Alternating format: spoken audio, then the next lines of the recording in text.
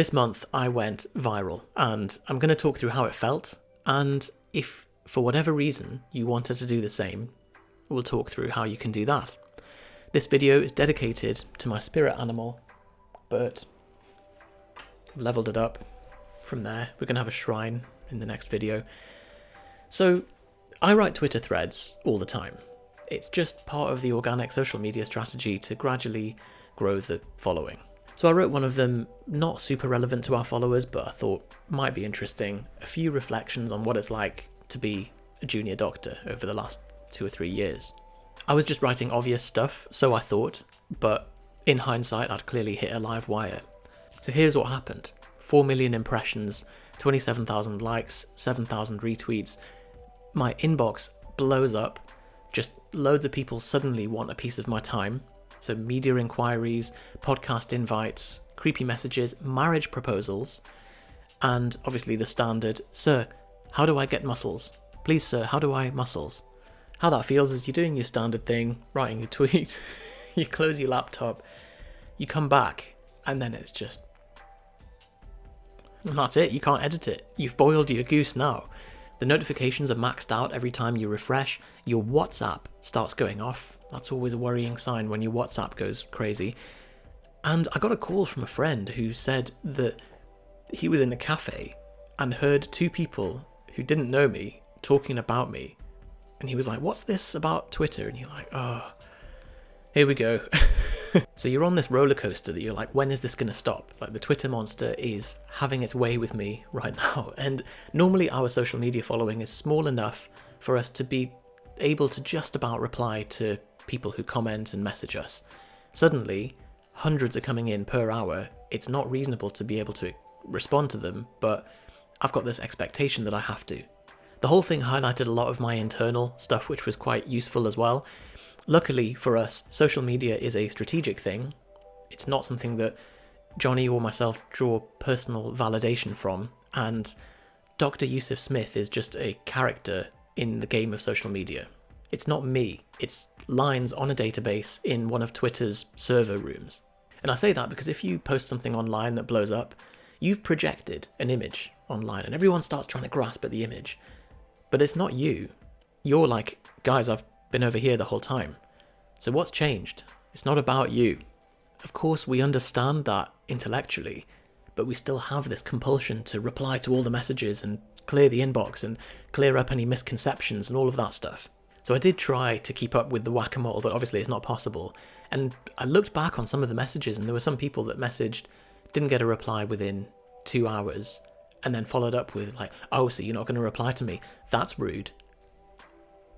This brings me on to something I'm going to cover in a second, but what we should have done, and what I would have advised a business client to do, is mute notifications for that post and move on. But it was my first rodeo with that kind of thing, so I felt like I had to reply and engage and all that stuff. Luckily, the response was overwhelmingly positive and supportive, and it was something that I wrote within my control. But I can't imagine how awful it must be for people who go viral for something that's outside of their control.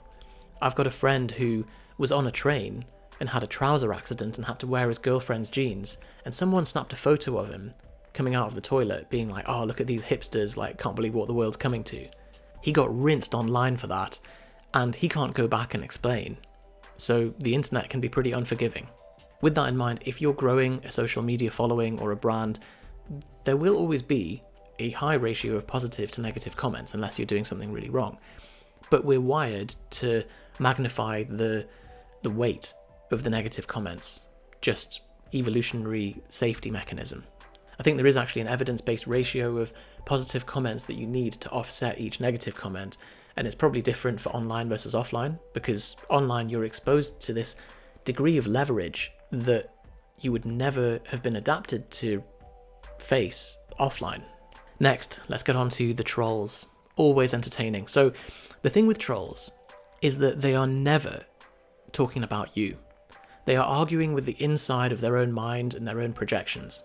So the common themes are that they are arguing with their internal hang-ups and projections, and you're just a symbol of that. Whatever they're saying is hugely inaccurate every time, because it's not about you, as I say. There's often silly kind of ad hominem stuff as well. I got a lot of homophobic comments, and the fact that your body's not supposed to look like this and you're supposed to live your life a certain way, and just policing your life choices. Women online get the body shaming stuff thousands times worse, no matter what their body looks like. You know, either way, you're going to get shamed and told that your body needs to look a different way. As well as people trying to police your life choices, there's also seeing people wrestle with the cognitive dissonance of something that doesn't agree with their worldview. Now, social media is not about seeking truth. It's about confirming your existing biases, and it's about entertainment and dopamine. When you have someone with maladaptive mechanisms and they see something that doesn't match with their worldview, they have to reconcile that somehow. So they throw rocks, or they move the goalposts, or they claim that you're lying, or whatever. So I posted about my pay as a doctor, people being like, you're lying. I then post a screenshot of my pay slip. Goalposts are moved. Are you still lying? X, Y, Z. So it's tempting to try and convince someone, but if in the face of evidence, they're still digging their heels in, they're a lost cause. If you're building an online presence, you will experience trolling in some form. Here are some wise words from Johnny about that. I got punched by a Nazi. I was annoyed for a day, and then I thought, you know what? This guy probably isn't the happiest, most well-adjusted person to be sucker punching random people. And I found out later he did community service because he punched a 10-year-old black boy in Newcastle. Jeez. And he lost his job because he did something racist in his work clothes. And so you're just thinking, what is someone's behaviour actually saying about them? And I think when you see it like that, you're almost like, oh, Tubby Tuber, do you want a hug? Imagine a day for you that would end in going on the internet and saying something like really venomous to somebody else that you don't know. Pretty bad. You're not having a great day where you're making progress in lots of areas of your life. The two definitions that I've got is to carefully and systematically search an area for something, or fish by trailing a baited line along behind a boat. The question is, how often do you hate on someone online? What kind of frame of mind do you have to be in when you do that? You're probably not in a happy frame of mind if you ever have done that. It probably reflects your internal state more than what's going on out there in the world. What are some lessons from this? If you wanted to reverse engineer this and make something go viral deliberately, how can you increase the likelihood of that happening? The first thing I would ask is why? You don't want to just be growing randomly on social media. You are growing because you have something that you want to offer the world, something of value. If you take the maxim of leaving the world in a better place than how you found it, you're always going to do well. So the other question is, do you really want to go viral, or do you want to grow systematically with a relevant audience? They're different things. For example, if you've heard of Kai Green, you'll probably know about him for one of two reasons, one of which most people don't want to be well known for. So it's important not to get typecast for the wrong thing. With that caveat in mind, how do you do it? John Goodman covers a really good framework for why people share things on social media. This is from his book Viralnomics. Number one, people share things because it's funny or it's nice to watch. Number two, they're sharing it because they want to be seen as part of a group. Number three, they're sharing because it allows them to self-represent.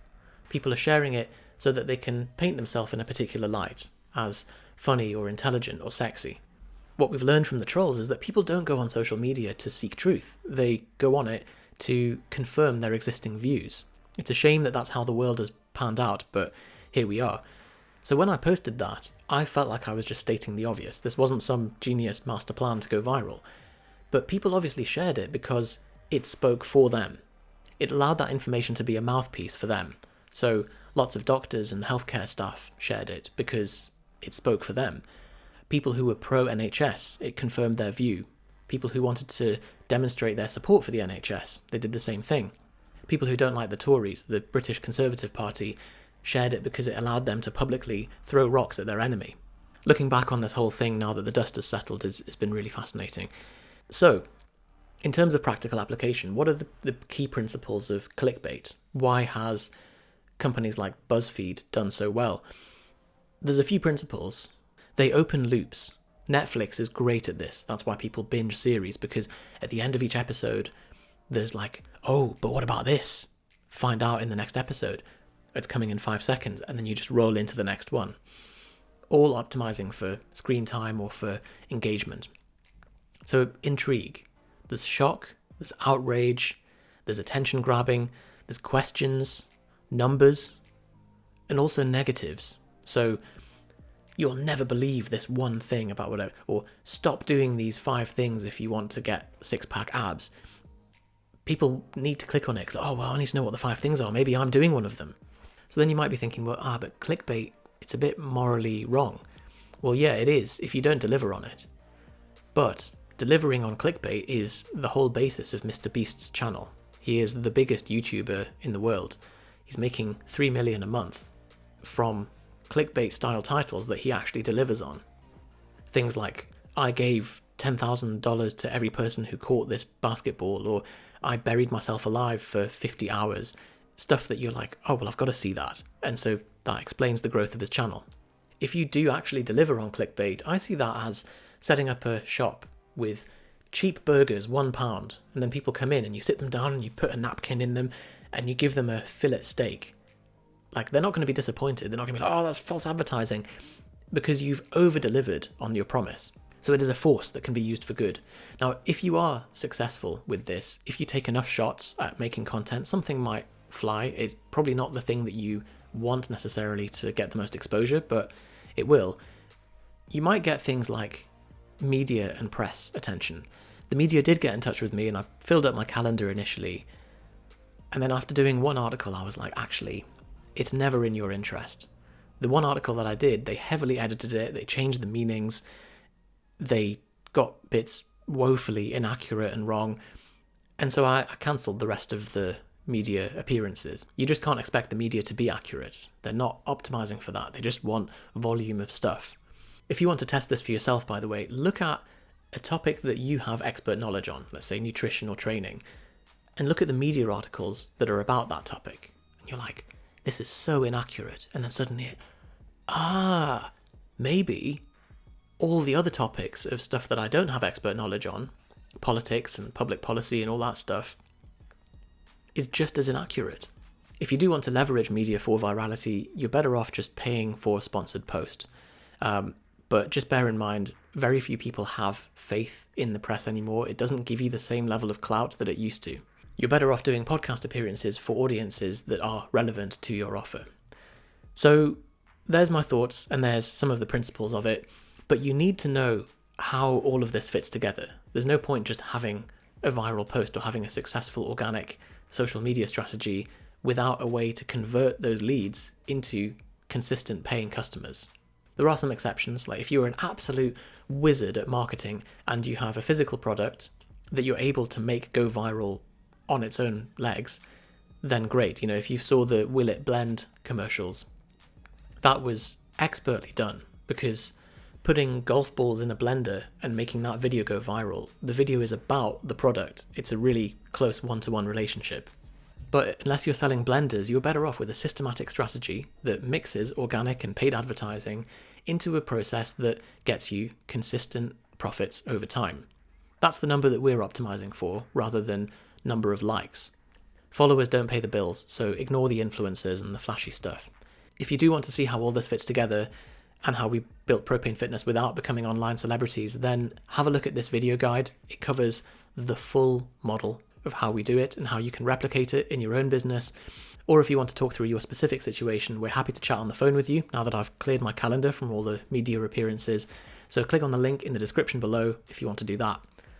Otherwise, have a look at this video.